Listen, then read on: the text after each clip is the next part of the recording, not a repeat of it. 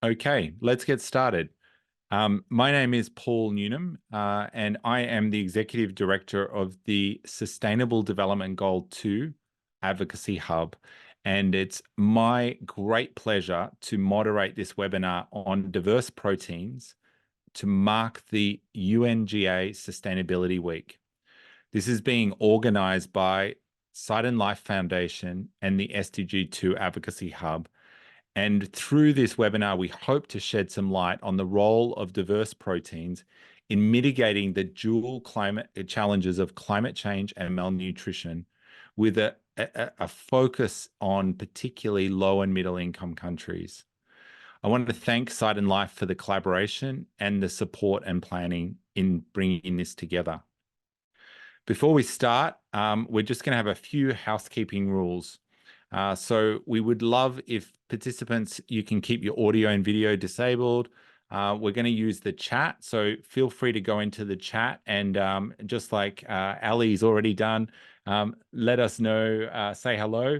It'd be great if you could say where you're dialing in from and who you are.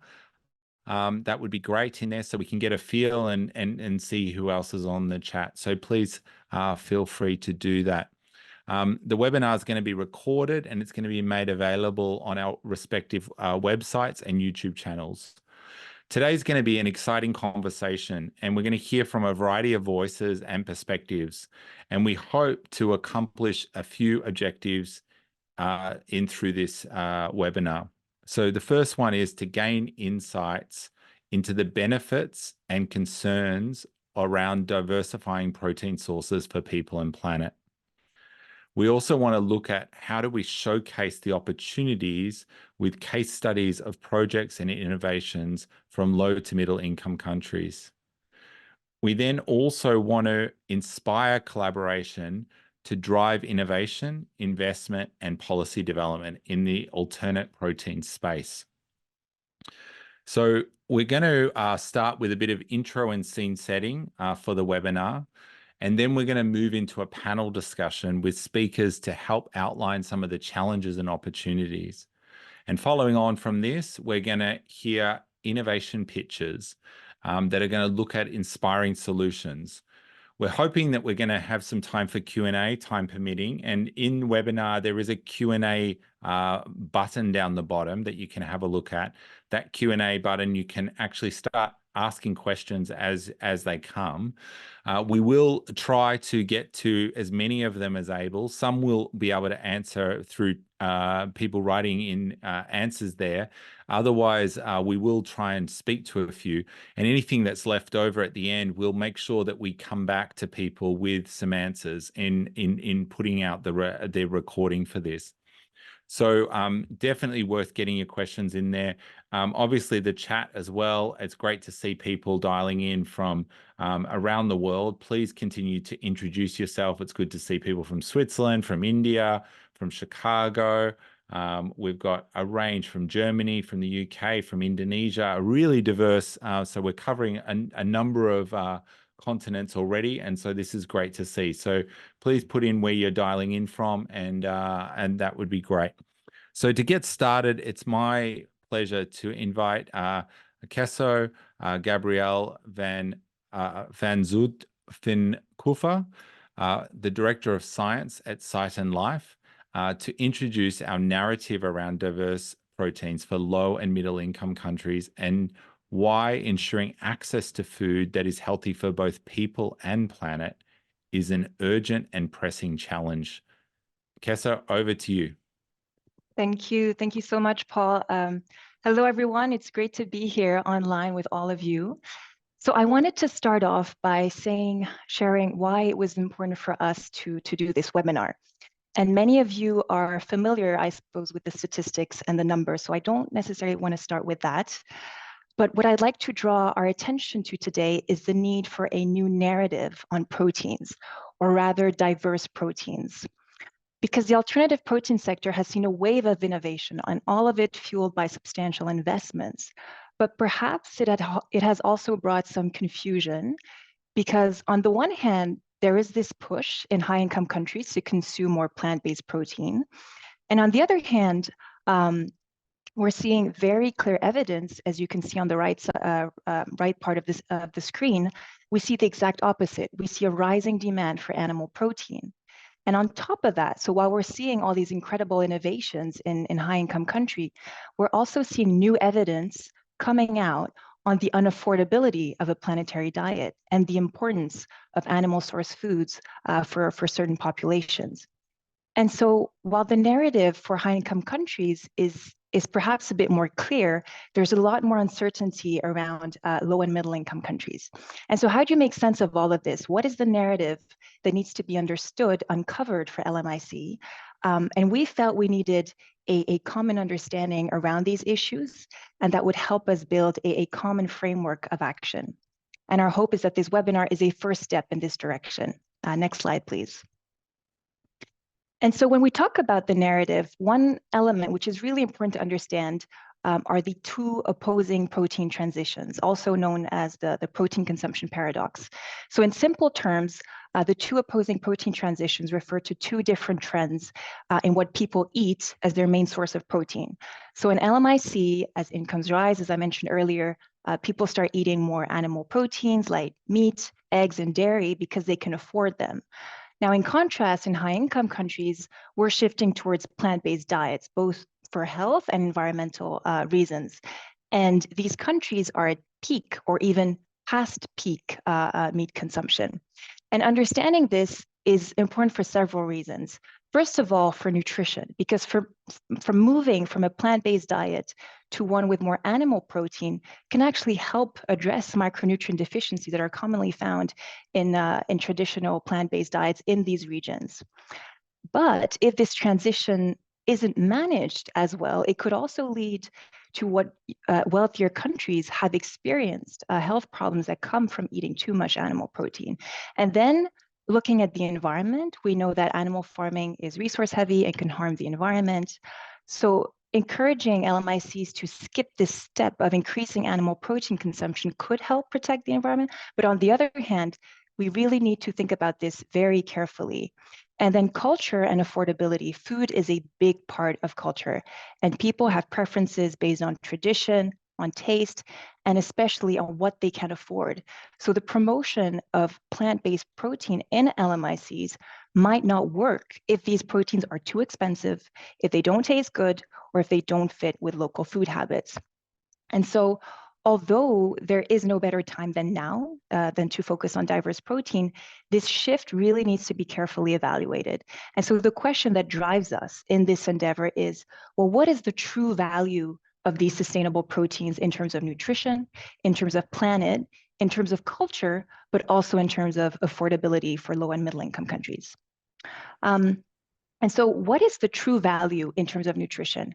Well, a planetary diet may not provide adequate micronutrients. This slide is a stark reminder of how much nutrition must remain central when we shift our focus to LMIC, because what nutritionists were very quick to uncover is that our planetary diet may not provide sufficient levels of B12, calcium, iron, and zinc. And this shortfall is linked to low animal source foods in the diet and the presence of phytates, which hinder mineral absorption. And so recognizing these nutritional gaps is really important when we consider promoting diverse proteins in these regions, because very clearly animal source foods play a crucial role in safeguarding healthy diets in these countries. Next slide, please. And what is the true value of diverse proteins when it comes to affordability? Can everyone afford a sustainable diet? Well, the answer is often no. The Eat Lancet recommended diet is out of reach for 1.58 billion people, primarily in South Asia and Africa, with healthy diets costing up to 90% of a family's daily income.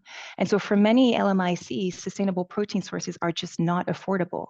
And so sustainable eating is still a privilege rather than a choice for many populations. And so this affordability gap really needs to be addressed.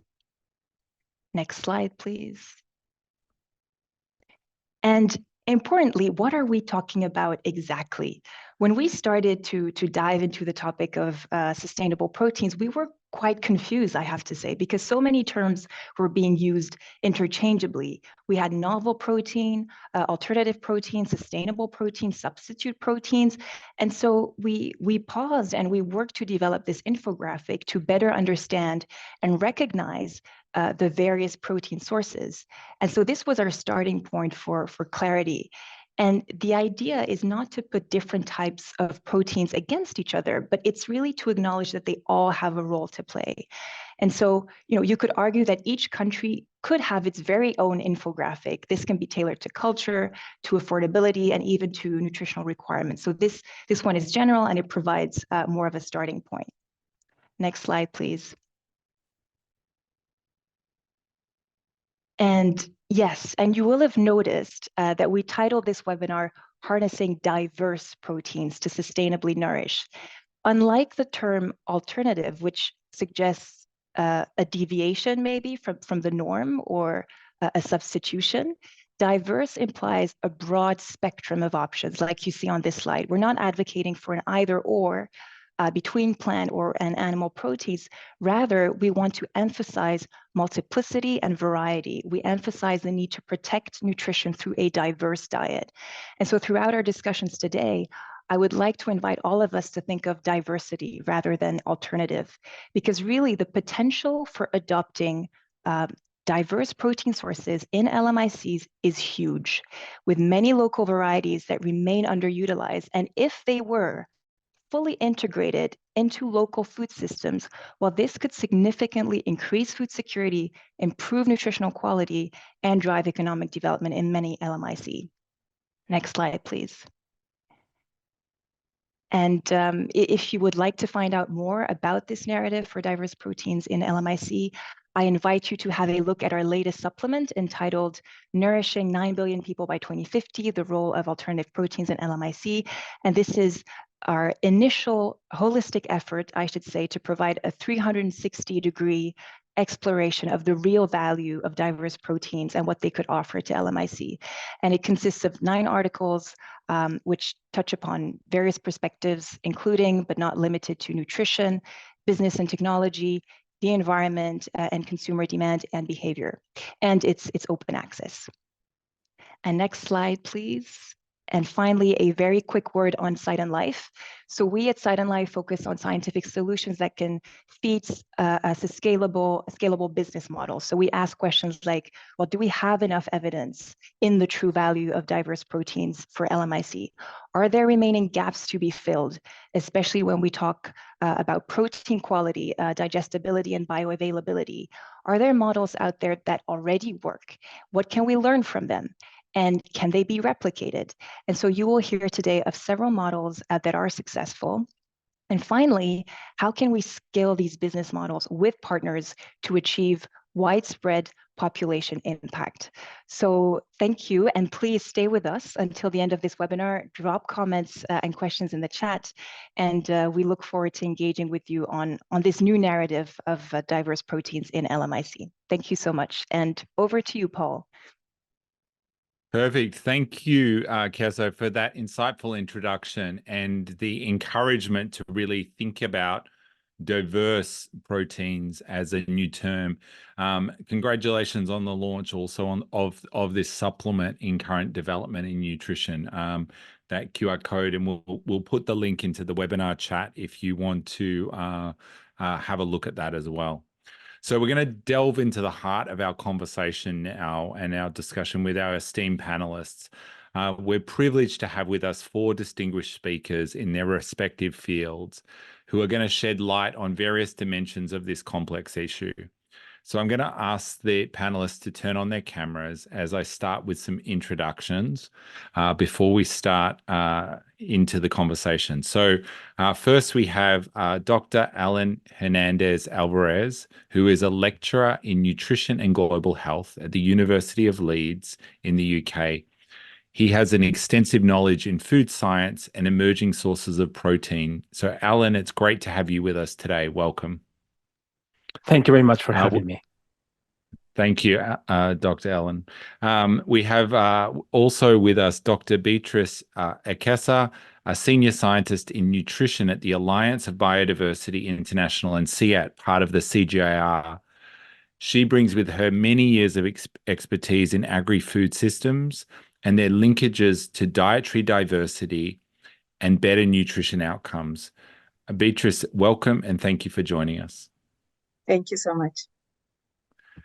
And then we have Mrs. Lina Marping, also known as Chef Pinky to me, and is a good friend.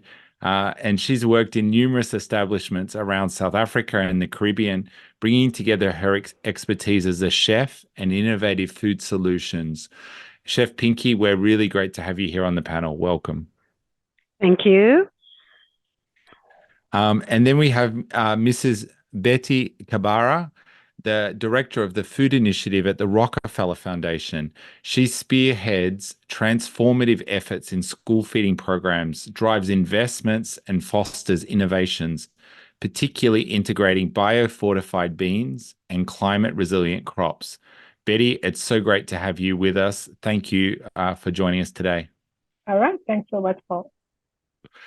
So welcome, everyone. We're going to get into a dynamic conversation, I hope. So we're very lucky to have your voices here today. And so I don't want to waste too much time now before we just dive in. So we're going to look at a variety of dimensions within the diverse protein space.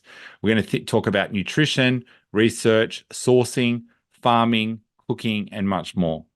So I'm going to start off by hearing from each of you a little bit around what the role is, what the role is of these various dimensions in the diverse protein space.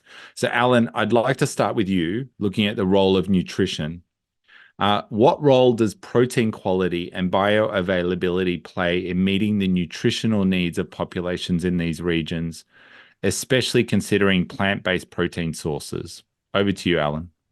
Thank you, Paul. Well, I will link a little bit with the nice presentation from Keso, and I think that also protein quality is very important. We also need to understand that the quality of protein sources is important as well, and the crude protein of a food is insufficient to determine if that protein covers all the metabolic needs, depending for sure on the population. We need to consider that protein quality will involve different factors, such as digestibility, decomposition, the amino acid composition, the absorption of these amino acids, and as well the peptides that could be produced during digestion. And all these different factors will, in some or less extent, will determine the protein ability to fulfill all these needs. On the other hand, we know that digestibility, or in this case, bioavailability that we were discussing, is going to express how much of a protein is absorbed. So once we are consuming protein, how much of that protein is really absorbed and is impacting the protein quantity that we need for metabolic purposes. Protein would also not only depend on these physiological needs, but as well, it will depend as well on processing, on digestibility, the presence of other nutrients, for example, as anti-nutritional factors that are well known that are present in different plant proteins. And we need to consider on another side that digestibility and bioavailability of proteins will be as well impacted by the health and the physiological aspects of the consumers, as well as the age, etc. And another side as well, the food matrix. We consume foods. We don't consume single proteins. So we need to consider food matrix. So what we do have in these foods, we have carbohydrates, we have lipids, we have minerals, etc. So all these other nutrients that are present in food, they will also have an impact on how these proteins are absorbed. Additionally, we also need to consider that plant proteins, they are well known because they don't cover all the indispensable amino acid requirements. Well, a good example is pulses. We know pulses are deficient usually in sulfur amino acids such as methionine and cysteine, but then cereals are deficient in lysine. However, when we consume these proteins all together, we can fulfill these requirements. We also need to as well highlight that plant proteins are not only rich in protein, they also have fibers, they have phytonutrients that may have health impacts on health. They also have oligosaccharides that we know that particularly in pulses, these oligosaccharides will reach the colon, will be fermented in the colon, and then they will have positive impacts on health, as this will be fermented by the gut microbiota. There are different methods to measure protein quality nowadays, depending on the country that we are setting this. The most well-known method for measuring protein quality is the PDCAAS value. We also have in Canada the PER value, and in some other countries as well, it's just the protein quantity that, as we have been discussing, is not the only important factor that we need to consider for protein quality. And additionally, we have the new DIAS value, which is the dispensable amino acid score that will also have an impact on how protein are absorbed in the human body. So overall, this is what I can just suggest in terms of what's the protein quality. Thank you. Yeah. Thank you, Dr. Allen. I really liked a number of the key points you made. One was really we don't consume protein in isolation, which I have that conversation all the time, but we consume foods, and then it's about all the other things that also come with the package. And I think this is something really important, in terms of fiber and other micro macronutrients that come with different protein sources. So thank you. Dr. Beatrice, I'm going to come to you now on the role of research. What's the role of research, data, and policy in transforming food systems and diversifying proteins? Thank you so much, Paul. Yeah, first of all, I would like to echo the fact that we are looking at diversity and downplaying the alternative, because that is very, very key, especially if you're looking at the low and middle income countries. So when we look at research, what Dr. Allen was just talking about, the digestibility, the bioavailability, the composition, is work that is coming out from research. If we are not able to do research, then it becomes very, very difficult for us to have information that then can direct us to make some decisions like what we are discussing now. It's because of the evidence that is coming from research that is then informing us that we could still have diversity and not just focus on going one way. So research is very, very important in helping us understand the complexities of the food systems that you're working with. Research is very, very important in helping us understand the evidence that is there. For instance, if you're talking about promoting mixed farming or promoting production of small stock as opposed to promoting other ways of accessing proteins, it is based on the findings that have come out of research. So research is really helping us generate a lot of information that is directing interventions. That is also very, very important in directing policies. Because when you talk about engaging policymakers, they actually ask you, what is the data? What information do you have that we can really rely on? So if we have the numbers, it is very, very easy for us to communicate clearly, convince, and so influence the policies that are being advocated for. It also helps in setting priorities. So with the findings that are coming from the body of research can help us at whatever level to make sure that we are able to work on what is really most important and what is really cost effective, because all this information comes from the research body. And this ends up helping to direct and drive proper decisions, and it also helps us having an enabling environment for us to talk about what you're talking about, because we are clear, we understand, and we know the costs and implications. And this provides a good space when you're talking about diverse proteins, because we understand the implications of the different value chains that can supply diverse proteins based on the research findings that some of us have been doing for a long time. Thank you, Dr. Beatrice. Really I like the way that you're talking about the way that this research helps connect things. It helps bring those connections, but then is really important for us in the decision making that we're also seeing. And I think decision making around this area is really important, and particularly for our low and middle income communities. And so I'm gonna bring you in now, Chef Pinky. I'd like to ask you, what role do you think chefs play in increasing demand for dishes with diverse proteins? Sorry. I think chefs play a very integral part in this whole thing. Without them, I think we will be like doing all the things that we need to be done, but we will not go forward because they are the key stakeholders in efforts to positively shape consumer eating habits and food systems transformation.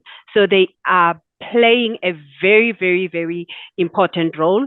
But we are not there yet. So chefs need to make sure that they embrace their roles as agents of change in the food system, because without them, people almost every day people go out and have meals. But then for us, chefs are the people who have an influence to what we eat today. They create trends. So if we make sure that the chefs are educated in this, we have the potential for impact that can extend beyond more traditional food service restaurants to cover other settings and sectors that reach large numbers of people, like the factories, your institutional food services like your education, universities, and hospitals, even chains restaurants. And, they have the positive attitude towards nutrition, but however, they don't necessarily translate into increased nutritional knowledge of or more healthy food preparation. So chefs more and more are increasing and are implementing this sustainable protein alternatives. But we just need to make sure that it is consistent and and focus on local sourcing and diverse. We need to make sure that chefs put more diverse alternative proteins on the plate. I cannot stress enough. They need to put those alternative proteins on the plate, because then this will grow interest in serving these game-changing foods. And in years to come, we need to make sure that they bring delicious, affordable alternative proteins, and this will give an opportunity for them to be more creative, because chefs are like artists. They create these dishes, they create recipes, but I think they're not touching what the types of food that we eat affects the climate. So in us educating them and making sure that they are the game changing in these food systems, it is very important. But in all, to all the chefs, give a shot at reimagining proteins. Perfect. Thank you, Chef. And I think having tasted some of your food, making food delicious and really packing it full of that diversity is really critical. And so I love the passion you're bringing to really advocating and working with chefs in getting them to think differently about what they're putting together. Last but not least, Betty, looking at innovation and policies, how can technology and innovation be leveraged, and what role should policymakers play in incentivizing the production and consumption of diverse proteins? All right, thanks so much. And I'll just pick up from where the other speakers have stopped and say what Beatrice has said. around technologies, and I'll just take a little look at how do you also take these technologies from research to practice. At the foundation, I'll share just a few highlights of what we are doing at the Rockefeller Foundation. And the Rockefeller Foundation Good Food Strategy, we are looking at improving the dietary quality of the underserved population, and also redesigning the school menus, for example, transitioning fortified whole grain, the unpolished parboiled rice, and other products. And we know that school feeding programs are actually instrumental in combating malnutrition. If you think about a country like Burundi, which has 98% malnutrition levels, and we have also seen, schools growth in the number of children who are benefiting from school feeding programs. Right now, we are about 418 million children. So looking at some of the highlights, I just want to maybe share something around the high-end beans. After a lot of work that has been done on biofortified beans, the foundation is now trying to see how do you scale the high-end beans for school feeding, towards school feeding programs in different countries. And the reason why we are excited about the beans, and it also goes back to the question about the paradox of protein transition, is that the cost. I mean, if you think about the maize beans and maize rice for school feeding programs, you're talking about a cost of about $0.35 per child per day, which is really something which is affordable by government. And we've also seen biofortified beans increasing yield, and it's also a big industry in Africa, worth more than $3.8 billion. So that said, we've also seen it fixes, beans are good as a technology. It fixes nitrogen, 40 kilograms of nitrogen per hectare for the next season. And we've also seen a linkage between, production of beans and intercropping and having more increase when you do intercrop with beans. But one of the biggest challenge we see why the beans are not normally highly consumed as in the urban setting is the amount of time it takes to cook. And we've seen the high-end beans are helping consumers to shift to more consumption because of innovation around cooking, because they cook 50% faster. And if you just even add other innovations like the pressure cookers, then they even cook faster. And that has also seen us increasing the bean production. We also see there's a role of private sector in spurring innovation.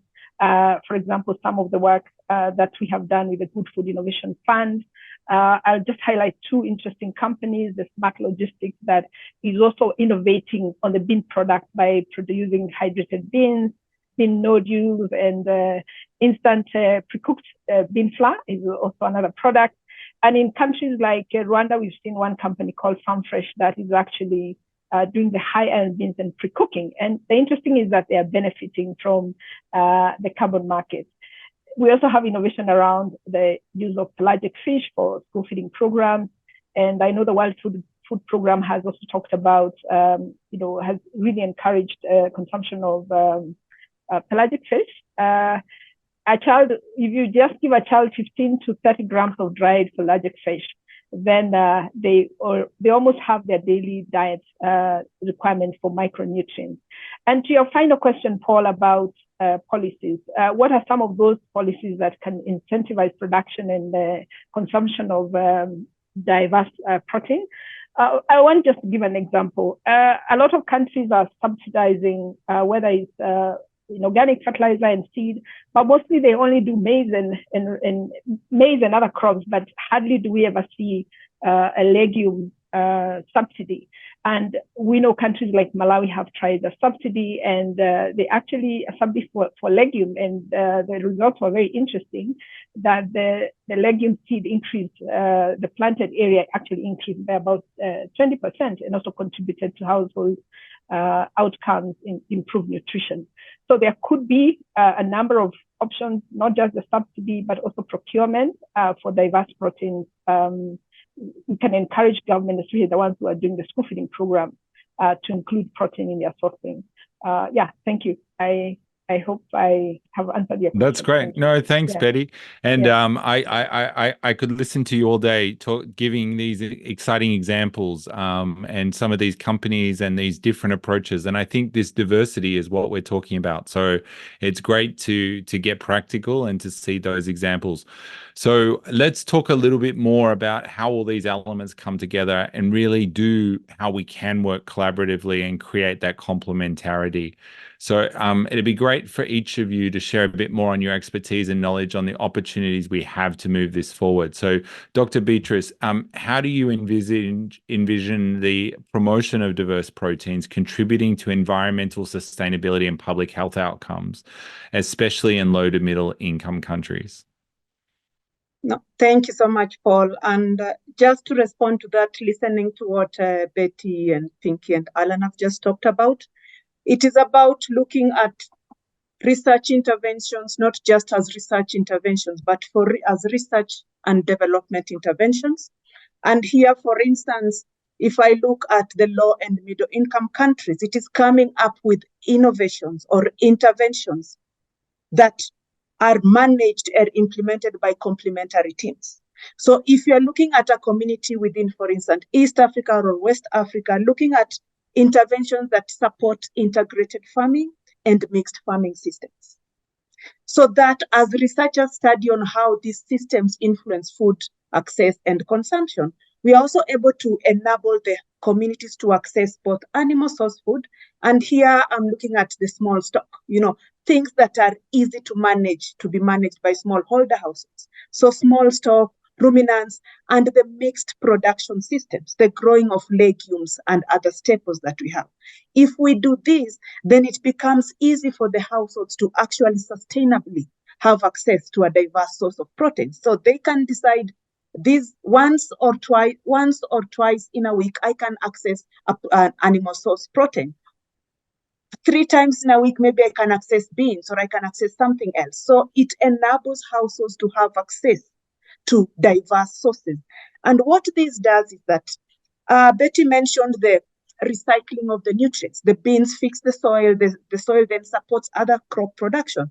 But then if you also do this mixing and things like that, you end up supporting the ecosystem service. It means that you're not just growing one thing, you're growing a diverse collection of things. And when you have things growing together, they easily support each other in terms of disease and yield and things like that. So that's why you end up having what we call the functional ecosystems. Then you find that when you talk about integrated farming, it doesn't mean that you need to clear land or cut trees that could also provide nuts and oilseeds, which in addition to the oils, they also give some proteins to the diet. So promotion of mixed and integrated farming system is something that the research community can work so closely with the development agencies and even work closely with some of the champions like the chefs to make sure that whatever is coming out of the pool of research is being promoted and advocated for very, very clearly. So I see a lot of connection in the different areas that we've all talked about. And then the other thing that I also wanted to talk about is we don't also leave things like the aquatic sources of proteins. If you're talking about a community that is close to the water sources, the small rivers, the big rivers, or things like that, focusing on animals, plants, and even sources from the waters. In some countries, you have the small fish. We just learned if this powder made from this small fish gives very good sources of protein. Even just the inclusion of this small fish in the diet substantially contributes to the protein. So from my research point of view, I look at this as something that can be approached by actors from diverse background. And then we can be able to come up with sustainable interventions that are also environmentally friendly, but also supporting nutrition. So it is about stakeholders working together and coming up with collective and complementary solutions. Thank you. Thanks, Dr. Beatrice, for highlighting this crucial role of diverse proteins in promoting not only the environmental sustainability, but also the health outcomes and economic development. Dr. Allen, could you elaborate on some strategies to ensure that diverse protein sources meet the dietary needs of a growing population? Yes, Thank you. I think it's very important to also understand that the industry goal is to create these new alternative protein products that are not only nutritious and sustainable, but as well that they are affordable, and at the same time they are covering all these aspects that are important for the consumer. So they have all these sensory attributes like taste, flavor, appearance, texture, and we also, it's very important to link what Betty mentioned about processing. I think it's very important to understand that nowadays we have this a big dilemma of processed foods and ultra processed foods. And I think processing is good. I think it's more related what these foods are. So if they are, for example, high in salt, high in fat, but that doesn't mean that the processing have a negative impact on these type of foods. It's important to highlight that most of the processings that are used nowadays, they have positive impacts on the protein quality. So for example, thinking about heating, germination, extrusion, that it's highly used for many different products, fermentation, they have positive impacts on protein quality. Even, for example, they can reduce the presence of certain anti-nutrients that are present in plant proteins. So I think it's very important to highlight the importance that processing has on this type of products. Additionally, blending proteins, I think it's very important to talk about diversifying proteins. We cannot see proteins as a single entity. We have to see them as a food matrix, right? So how, for example, we can blend cereals and pulse, and then we can have a protein that has the complete amino acid profile and covers all the indispensable amino acid requirements. Last but not least, accessibility is also very important for the governments to promote the consumption of all these alternative proteins. The cultural acceptance as well. We need to think about when we are producing this type of novel formulations, they need to be set in different countries with different cultures. That's one of the main challenges, in my opinion. And diversify proteins. It's very important what Beatrice mentioned about not only plant but also aquatic. We know, for example, insects, but with insects we also need to consider that insect protein is not only collection from the wild, it also needs to be legalized, legislated in some way, because otherwise they can also have negative impacts on the environment, right? We're not the only the only living organisms that, for example, are consuming insects. Microprotein, precision fermentation, lab meat, etc. So we need to consider all these different factors, and as well, I'm thinking as well of global cooperation. I think nowadays global cooperation is very important. And just to finish, education, awareness, policy, infrastructure, animal and sustainable farming, and agricultural practices. I think that we should go back to basics. And for example, intercropping is very important. We have seen a lot of positive impacts on this type of agricultural practices. Thank you very much. Thanks, Dr. Allen. There's a huge amount to work with there. And I like the fact getting back to basics is a really good point, and remembering some of those things that have worked in the past. I always like to say, look backwards to go forwards, so look back to it to jump forwards, because I think that's really critical. But thank you for sharing those points. Betty, could you help bring some of this together by talking to us about the ways in which investments in local protein sourcing contribute to improved nutrition, poverty alleviation, and improved livelihoods?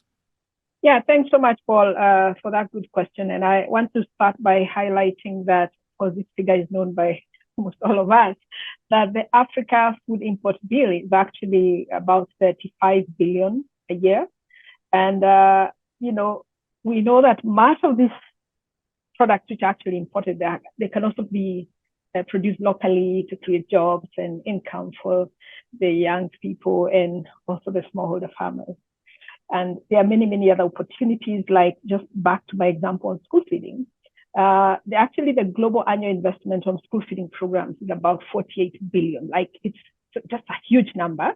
And though that is an aggregate number, we should disaggregate that further by maybe to Africa. But just even looking at that, a biggest portion of these commodities are actually imported. Just the other day, I was in West Africa and I found split beans from Ukraine and other countries.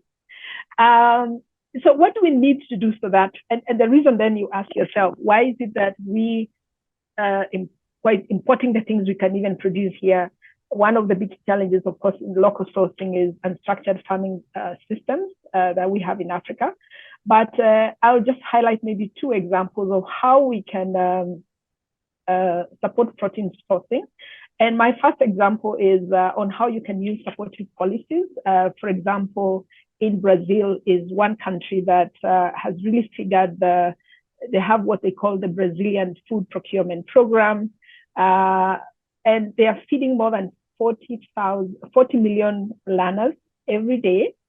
And in 2009, there was actually a law that was implemented in Brazil that enforced the 30% of allocated food procurement budget needed to come from the local farmers. And that was the first. And then the second piece of the law was they were actually going to pay them 30% more premium price for food which are actually produced in a way which is agronomically and organic and sustainably.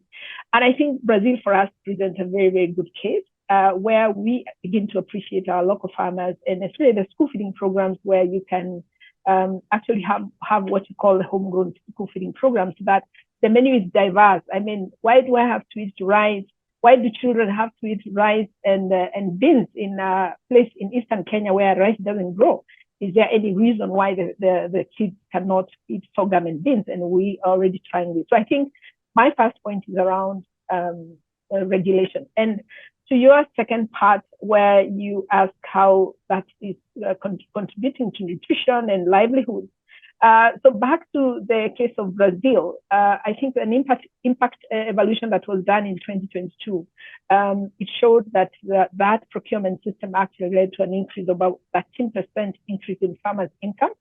And in some, among the poorest farmers, actually, it increased by about 56%. I think that's just a good example of how policy can also enable local sourcing. And back home here, as I finish, the case for Kenya, where we have actually been working with the Kenyan government to support them to develop a roadmap for scaling the school feeding program to 10 million learners. One of their key implementing theses, or what they're going to be working on around the school feeding program, is this farmer aggregation model. Because sometimes when you want to buy and you're buying from the traders can get food from anywhere. They can import and just leave the farmers with a lot of their produce. Yep. So we are working closely, and we think the Kenyan government has now come up with that aggregator model, which allows them to source diverse commodities, including cowpeas, pigeon peas, green peas, and other legumes from the community. So it has been done in Brazil. We can do it in other places. Thank you. Thanks, Betty. And it's good to hear of places where this has been done, and thus we can learn from, and we can actually look at how we can move that into other markets. So really appreciate that. Chef Pinky, I'd like to bring you in. You know, it's always an interesting debate on offer or demand. You know, what do we offer the right thing, or do we demand? How do we know that if we increase demand for diverse proteins, we need to do this. So as a chef, could you tell us how can we make alternative protein sources more appealing to consumers, especially in regions where traditional protein sources are preferred? I think the first thing is we need to strengthen the scientific support, because, you know, if you don't have a backup, our consumers are not dumb. They read, they go out there, they're looking for, information about making sure that they eat sustainable items. So, but then if we don't strengthen the scientific support, that's where it's going to be lacking. So the first thing, we need to strengthen the scientific support. The second thing is to increase the availability of alternative proteins, because many social and cultural factors can affect the demand of alternative proteins. Despite the growing awareness of the downside of high animal protein consumption in high income countries. So meat consumption habits and limited availability of plant-based products will hinder the adoption of a more plant-based diet. So third thing, I think it's all about localizing the alternative proteins. So you need to adapt them to local flavors and textures, because it needs to taste and people need to be familiar with the products, mimicking or representing popular regional dishes. So whatever traditional dish that you have and you're creating an alternative protein, they need to kind of like remember, oh, this tastes like. Then from there, they are, they accept the whole thing to do diverse proteins easier than when you give them a brand new product that they have never worked with, or the taste, the smell, the texture, or the name as well, because the name again is a very, very big thing. You need to make sure that you use the right name for your local. I mean, in my area, we started knowing, doing all these legumes and stuff. Bambara nuts. When they said Bambara nuts to me, I didn't understand what was that, because when I grew up, we used to call it Ditlo Marapo. So Marapo means bone, because the Bambara is hard outside. So you need to make sure local flavors, local textures, and local names that will do the job. Thank you so much, Chef Pinky. I think that's really important for people thinking about this. I know in the chat there was somebody mentioning Bambara nut there, and I know like local names, this is another dimension. How do we communicate? How do we educate and connect the scientific with the consumer? And I think this is really critical. So it's been great to hear from each of you, all of these different perspectives. Thank you to all of our speakers on this panel for sharing your expertise. I see that we have a number of questions already coming into our Q&A. So I see some of you are already answering, so please feel free to go into that Q&A and continue to ask questions, but also for some of our panelists and speakers to be answering. So I'm now excited for us to turn to the next segment of the webinar, which is going to showcase 4 initiatives on diverse proteins. This is designed to inspire us. And so we've got 4 excellent speakers that are going to be speaking to us today. So starting off, we have Kristen Gutekest, who is the project lead for Beans is How campaign, which aims to double the global bean consumption globally by 2028. And she's been coordinating and leading mobilization for this work. We've then also got Mr. Jean-Paul Giza, who's the program director at 1 Acre Fund, a serial entrepreneur at heart. He's currently building a venture studio with the aim to build a smallholder-centric business in agriculture value chains.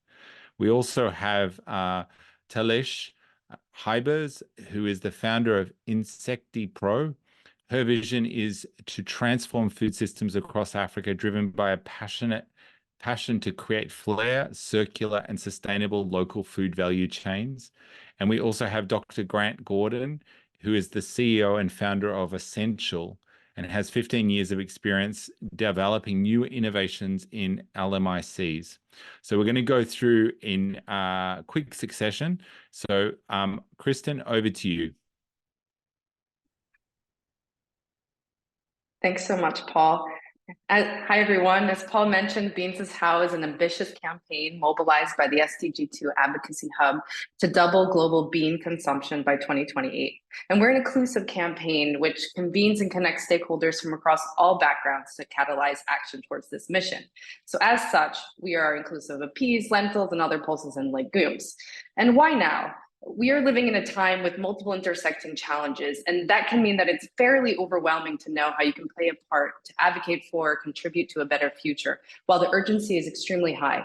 So how can we enjoy meals that don't cost the earth? And how can we tackle climate change from the dinner table? Well, Beans is How puts forward beans as a simple, affordable solution to our global financial, health, and climate challenges. And why beans? Beans are nutrient dense. They're rich in protein, dietary fiber, and micronutrients that include iron, potassium, and B vitamins like folate, which is great for our gut health. They have no cholesterol and are also low in fat. Beans are good for the planet. They're shelf stable and store for long periods of time, dry, canned, jarred, which helps in fighting food waste. Incorporating beans into agricultural practices can improve soil and water quality, reducing the need for synthetic fertilizers by converting atmospheric nitrogen into a plant-usable form. They're also culturally responsive and versatile. They've been part of many global cuisines for millennia, with evidence dating back to the Egyptian pyramids and in the Stone Age. They can be prepared and incorporated into a variety of foods that include meals, desserts, snacks, sauces, spreads, and even beverages. Next slide, please. Our mission of doubling global bean consumption is bolstered by the extraordinary collaboration of almost 100 organizations in over 50 countries through our Beans is How coalition. Our Bean Science and Innovation Advisory Council ensures that our communications and advocacy is grounded in scientific evidence, and we are also guided by a bean board of bean champions. Over the next 5 years, our campaign is championing the value of beans globally, making them visible and accessible, exciting and desirable, and promoting their value as a climate-smart food that can help fix our future. Next slide, please. Our theory of change includes a two-pronged approach of demand creation to transition beans from a should to a want in an effort to change the perception of beans globally through innovative communications and champion building. And secondly, to create an enabling environment through stakeholder convening and policy and advocacy that is market specific. While year one was all about our launch, foundational building, brand awareness, in year two, we are building a model to scale, testing in 4 priority countries that include the UK, Kenya, India, and the US. People's bean consumption habits are extremely personal. Shifting habits means testing a number of food narratives to see which ones people attach to. In each country, we are convening the right partners to champion clear messaging and calls to action. Next slide, please. These are being uplifted through an innovative communications and exciting activations, which we will continue to build upon over the next few years, including involving influential voices to make beans visible in the media and on the policy agenda, working to make beans desirable food choice by helping to get more beans on the menu in key global cities, targeting chefs or food managers at restaurants, cafes, schools, and catering, etc., to make sure there are more bean dishes.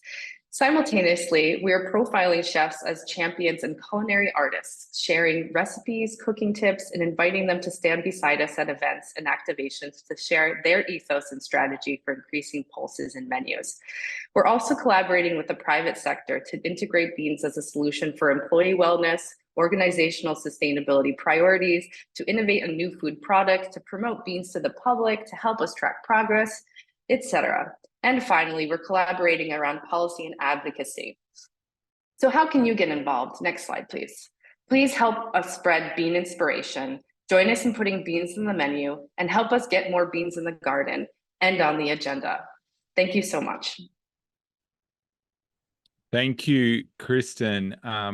Thanks so much for that exciting presentation. And we're going to continue on. I'm going to invite Giza. The floor is yours. Thank you, Paul. Hi, everyone. My name is Giza Jean-Paul, and I'm the Director of Venture Studio at Acre Fund. I'm based in Rwanda. Acre Fund has embarked on a transformative journey to launch a one-of-its-kind plant-based alternative meat in Rwanda. This is to boost smallholder income and promote nature-positive crops, all while fighting malnutrition. Next slide, please.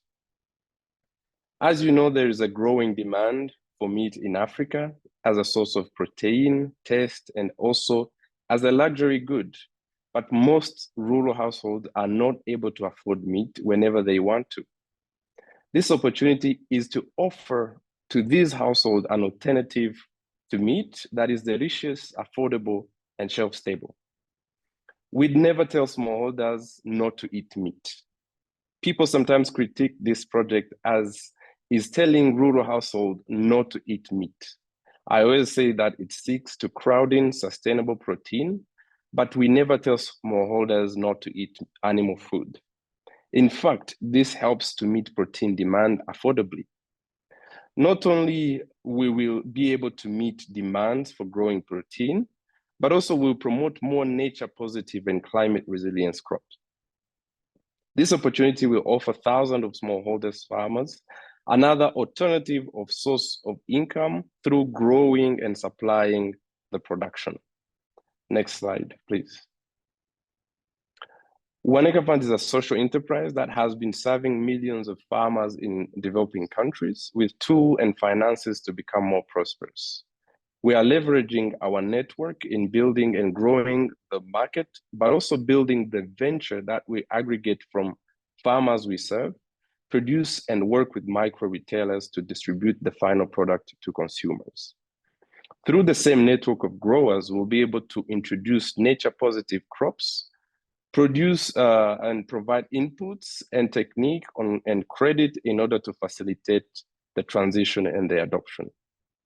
Another benefit to this product is that it builds demand for legumes, where demand is otherwise stagnant or decreasing.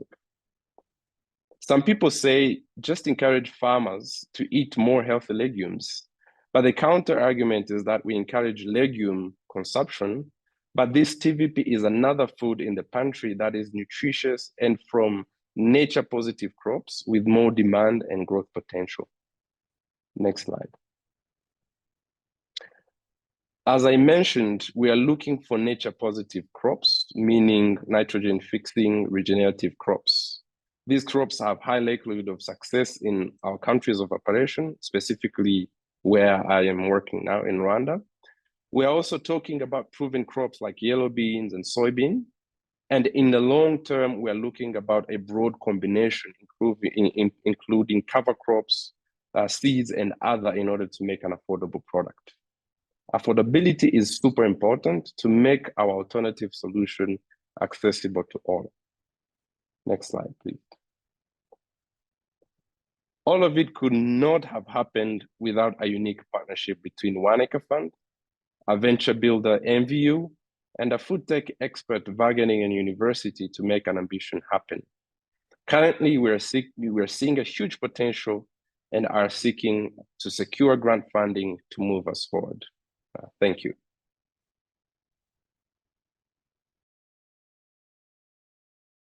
Thank you, Giza. Really appreciate that. Okay, let me go to Talash. Please go ahead. Good afternoon, I think, for most people, or good morning. My name is Talash Hybers, and I run a very cool company called InsectiPro. Hopefully it'll appear on the screen in a moment. And we were founded in 2018 by myself, and it's in our name, we grow insects. So we believe insects are part of the solution to create circular food chains within the African food sector. So we have two really cool insects on deck. Next slide. And the first one I want to talk about is the black soldier fly. Next slide, please. If you could click one more time. The black soldier fly is this really cool insect that can convert organic waste into high-value protein and fertilizer. So you can see here, they take waste and they create circular food systems where the black soldier fly becomes protein, replacing fish meal and soy in animal feed, fed to the animals, meat is then fed to people, and then their poop is really good fertilizer, which goes into horticulture, which goes into fruits and vegetables, and we can use their waste to create more BSF. So it's like a cycle of positivity, I guess. The cool thing with the bug is that in the protein factor, it's around 40% protein. It's very high in fat, and it's high in the 3 limiting amino acids, making it a good replacement for fish meal and soy in animals. We're seeing better development in livestock between 18 to 30%. So chicken are laying more eggs. Pigs are growing a bit faster. Just started some testing in dairy. So that's very interesting. The most exciting thing for me, however, is insect poop is extremely good fertilizer. So we're seeing across the board 30% increase in yield, around tested with 1,000 farmers, 7,000 farmers using our product. And even more exciting, a reduction of diseases. So there are no nematodes, there's no bacterial wilt. We are super excited about the black soldier fly. It's our biggest insect in number. We have around 1 billion on a daily basis eating away at Nairobi's waste. They are really cool because right now in 2016, Nairobi threw away 2,000 metric tons of waste. Right now we're throwing away 6,000 metric tons of waste. Kampala in 2020 threw away 6,000 metric tons of waste, and this number is expected to triple by 2030. So the BSF is a good solution, what to do with all this waste and take it back and make it circular. Our second insect, and this is a bit more controversial, are crickets. Next slide, please. And crickets are for our human nutrition program. I know that sounds kind of weird, but already 2 billion people across the globe eat insects in different forms. Palm weevils are very popular in Western Africa. Mopame, a lot more popular in Southern Africa. So because they're already cultural, how are we building regulation around them to farm them and take them out to wildlife? Kenya has very good standardization and certification of insects. The reason we're so excited about crickets is that they're very high in iron, zinc, and protein. And that is a thing that a lot of Kenyans, myself included, Betty included, tend to be a bit deficient in. So crickets are helping solve this. And as a powder, we could include in a lot of different dishes. So next slide, please. With our human nutrition program, we have we've done 6,000 tons of crickets. We've done clinical trials with 380 children, more than 1,000 different products tested across the board. We have 3 products in working now. You can see that on the other side for our feed program, we've upcycled 16,000 tons of waste, offsetting 13,000 tons of carbon. We work mainly with solar. We have over 500 direct and indirect jobs. Our insects have replaced fish meal and soy for 2 million fish and 450,000 chicken yearly. And we do a lot of farmer training and working with farmers to improve and get them to more a circular, regenerative agricultural stance. So we've worked with 5,000 farmers, and as I said, 30 to 50% improvement in yield.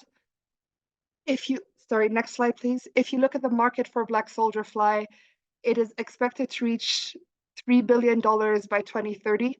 And for edible insects, it's growing at 47% between 2019 and 2026. So we see that InsectiPro is where sustainability and profitability meet, making us a company of the future. Last slide. If you have any questions, our contact details are posted here. Let's talk, we don't bite. I hope that I didn't have too many bug puns in here, but there are very many jokes you can make with the word bug and with insects. Thank you. I love it. I love it. Thank you, Talash. And I really like a good bug pun. So thank you so much. I'm going to go to you, Grant. Grant, over to you. Hi, everybody. Never enough bug puns. Talash, please more. I am Grant Gordon. I am the CEO and founder of Essential, and we are a bioscience organization creating breakthrough innovations to tackle malnutrition and create climate resilient food systems. We're really excited to share that we've created the first biomanufactured protein in sub-Saharan Africa, where we are using fermentation to convert agricultural byproducts into low-cost, high-quality proteins. So here on this picture is my co-founder and chief technology officer, Frey Tichea, with our academic partners in Ethiopia, doing lab work to design this fermentation process. In the center is our actual fermentation at work. So we're making proteins in bioreactors.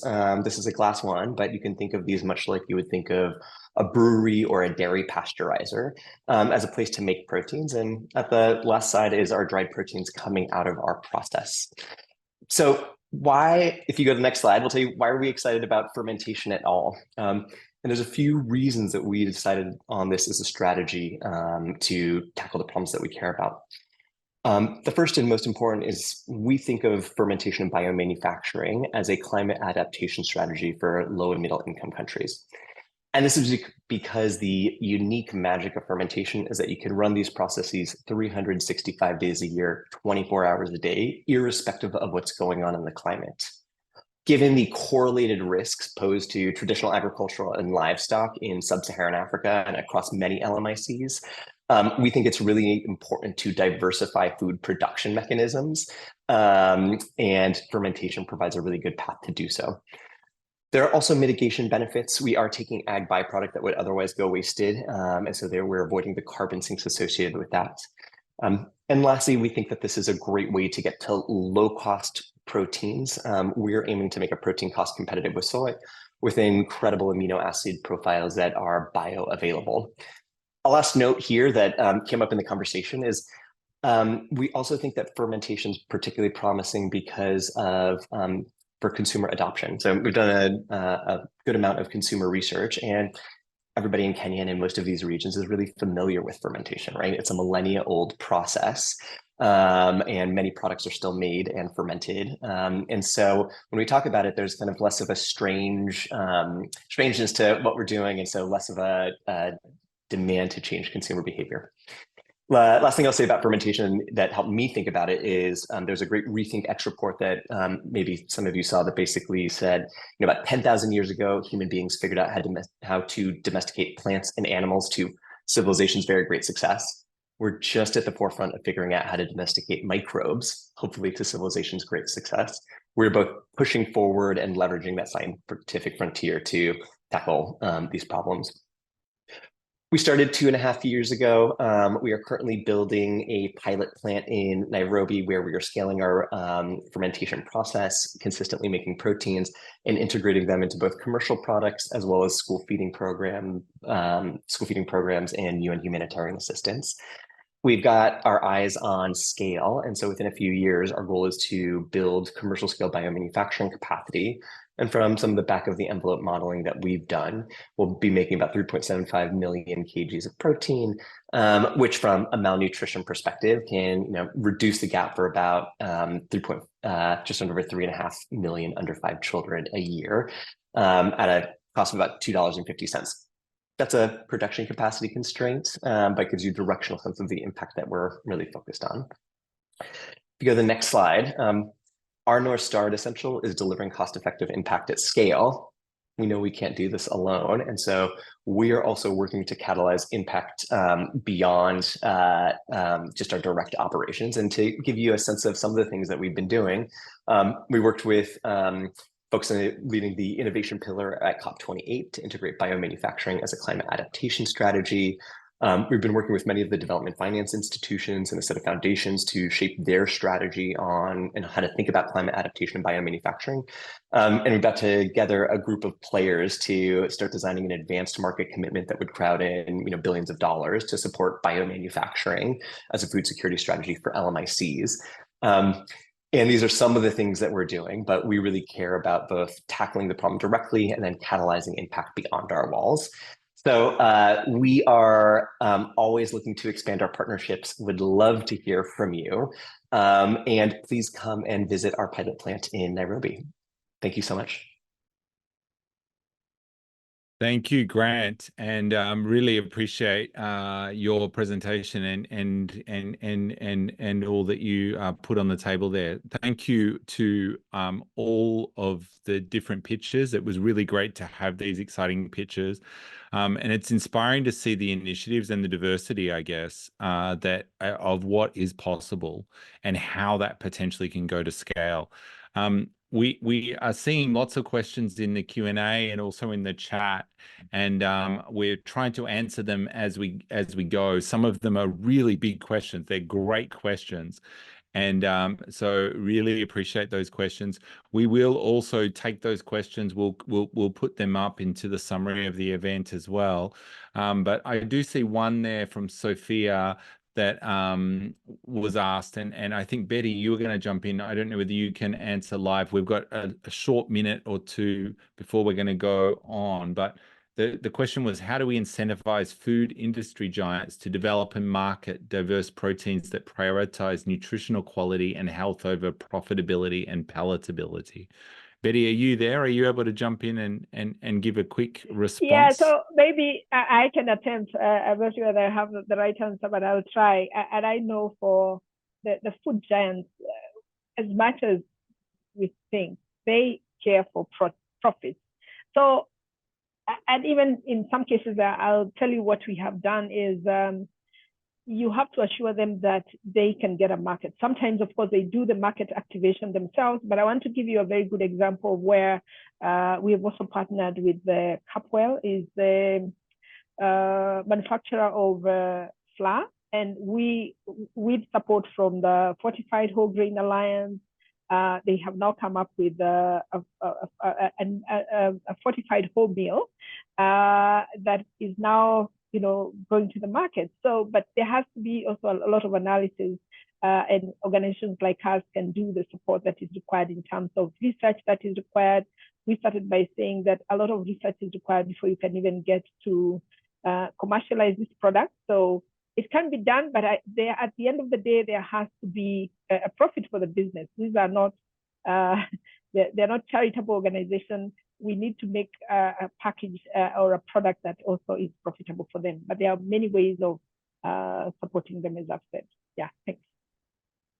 Thank you, Betty. I'm going to go. I'm going to invite Dr. Beatrice in just to maybe make a comment just around the question that was asked by Sammy around the priority. Dr. Allen's already put some thoughts there and a link, but I'm going to ask you, Beatrice, the priority given to empowering women in agriculture to promote the production of diverse protein-rich food crops and to promote the adoption of sustainable agricultural techniques. Dr. Beatrice, do you have a comment on that? Yeah, no, thank you so much, Paul. I think, and I agree with the fact that if we leverage on women, we could achieve this. And especially if you are looking at the small stock that I mentioned before. Because for instance, if you look at communities within the low and middle income countries, you find women might not be in control of the cattle and the goats and other bigger sources of the protein. But then if you work in a country like Congo, Eastern DRC, you find they call them mole rats, we call them cobai in Congo. And these are sources of proteins that are highly appreciated in that region. And what you find is that women have agency to decide on when it can be cooked and it can serve as food. If you talk about chicken, looking at small scale level of production of chicken, you find that women have a way to decide on whether these can be used as food at household level. So if we are looking at empowering women, then we look at interventions that are really provide them with a decision and where they have power to actually decide on whether that particular food can be, or that particular item can be used for food. So that is how I would look at it. And we've done a lot of research, and you find that sometimes when interventions become very, very profitable, then you find they get taken up by the men. And it's not that that is bad. So trying to make sure that we manage so that as much as we are promoting women to keep the chicken, to keep the cobai, or to keep any other small animal sources, we are trying to balance that so that they maintain the control, but also they maintain the agency over this. But then something else, as much as we empower women, there's also been a drive within the research community and the development agencies that we work with to include men also. So that as much as we are giving women the opportunity to rear and make decisions about some of these diverse protein sources, the men are aware of why we are doing this. And the men have alternatives to focus on. So you are able to make sure that as much as there is empowerment, there is also inclusion and understanding. Because we work with these households, and after some years or so, we leave the households and we let them be. So you have to make sure that there is a lot of understanding of the context and ensuring that women are able to sustainably have agency and control over some of these choices that end up promoting access to diverse protein. So that is what I would comment on that. And research shows that empowering women, but then including and keeping men aware serves a greater purpose. Yeah. No, Dr. Beatrice, thank you for that answer. And I see a number of other great questions. We are running out of time, but there is a number of great questions around the role of chefs and how chefs can engage. There's questions around bioavailability and cooking. I think there's definitely room for another extended webinar, but thank you. We're unfortunately we're going to run out of time, so I need to move on, but we will take those questions and also look at how with Sight and Life we can work together to potentially put some resources around those questions and come together. And I see a number of people wanting to connect up to discuss things in the different chats and the questions, which is really great. So I wanted us to move to our call to action. And so to help pull out some of the highlights from the conversation and inspire some next steps, it's great to have Dr. Andy Jarvis, the Director of the Future of Food at the Bezos Earth Fund, joining us today for this call to action. So thanks for being with us, Andy. You've heard the panel of experts, you've seen the innovation pitches. I know you understand some of the global challenges in this space and the possible opportunities. As we bring the webinar to a close, how do we keep this momentum going and continue to further this work? Great. Thanks, Paul. What a rich discussion. My God. You know, we've been through, the panels were fantastic. The pitches were amazing, you know, really inspiring stuff. It kind of bugged the question, how do we put it all together? I'm sorry, I had to do it. Love a good pun. I was loving Talas. Thanks so much. Yeah, I was loving those bug puns. Right. So, I mean, I think, you know, what have we heard? We've heard very much about actually a lot of the conversation has not necessarily been about the diverse proteins. It's been about the diverse needs, right? And I think, you know, that's a key thing coming out of this. I mean, you know, there are 8 billion people on the planet right now, soon to be 10 billion. The needs of those people are vastly different, right? And so we have a massive diversity of needs. We have a massive diversity of proteins as well, you know, and we've seen everything from bugs to alternative proteins to, and we've talked about animal source foods themselves as well, beans, you name it, right? So we, you know, there's huge diversity out there of how to deliver protein to that burgeoning population. And when we talk about protein, I think we talk about protein in shorthand. You know, protein is very much kind of it's kind of playing a role on a plate to a certain extent, but it's not just about the protein and the bioavailability and digestibility and so on of that protein. It's about all of the other things that it also is providing. You know, that kind of protein provider on the plate, be it a bean, be it an alternative protein, be it a piece of meat or a glass of milk, is providing all sorts of other very important critical macro and micronutrients that we need to be mindful of, right? And so you know, when we talk about protein, I think we should be thinking about that in you know, as a shorthand for a whole range of kind of nutrition delivery of a whole range of kind of compounds and nutritional needs, right?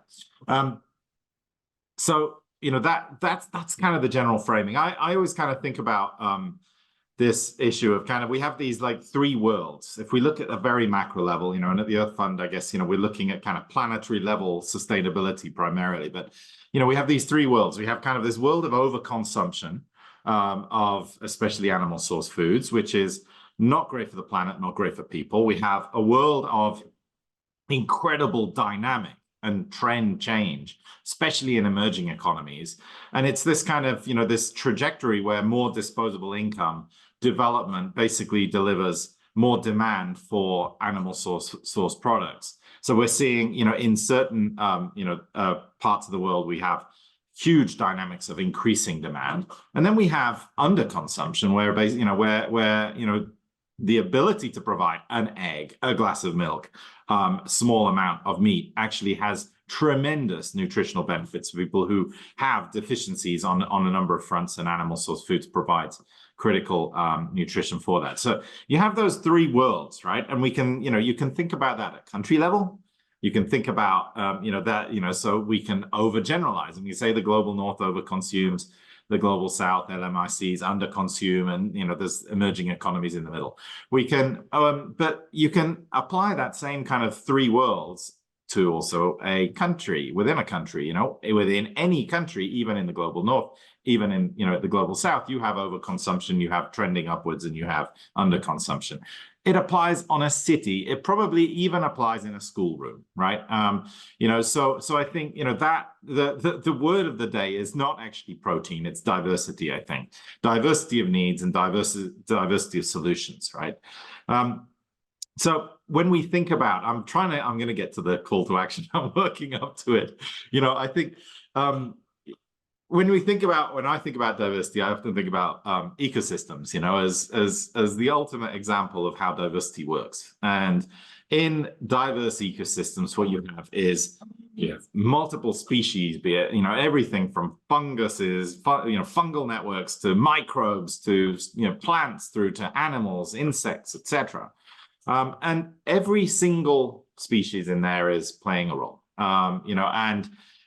it's, and that species is kind of optimized in playing that role. And so there's kind of optimized, and it's kind of diversity and optimized. Those ecosystems are super optimized, but in a way that embraces diversity. I would say right now in the food system, our kind of trajectory that we have of kind of more income, more meat and milk demand, which is kind of, I think, undeniable in the data. That's the direction of travel. You're struggling with reduced, for example, consumption of beans as people have the ability to buy meat. That trajectory is not the right trajectory towards kind of having a diverse food system, a diverse set of sources that fit all of those diverse needs that we have. So I think the call to action from me is, let's not get precious about individual solutions and embrace the diversity piece, right? There is no, I think the issue when we talk about, especially alternative proteins, the danger is it's becoming a wedge issue where it's kind of, it's like, it's a liberty thing, it's like I have a right to get, eat a steak or a burger, or and I think we need to avoid all of these kinds of conversations. I think in embracing diversity, what we're doing is reducing, not making this a wedge issue, not polarizing. We're not advocating for one or the other. I think the call to action that I would kind of call on everyone is really to embrace all of those diversities for needs and the diversity of sources for these things, and advocate for all. Because I think, if we do solve this for 10 billion people, it means that lots of people will be eating insects, lots of people will be eating alternative proteins, lots of people are going to be eating beans, lots of people will be eating steaks and burgers, and it might be the same people eating all of those things during the course of a day, right? And I think that diversity is what we need to celebrate, and we need to encourage all of these options and solutions. So there's my call to action. I do think, there is, from the Earth Fund side, we see there is no kind of planet Earth that goes on the business as usual scenario that we're on right now in terms of protein supply and demand. And so we need to double down on this. I'll do a little pitch. We announced yesterday a call on artificial intelligence for use of AI for alternative proteins. So there's an innovation challenge available there.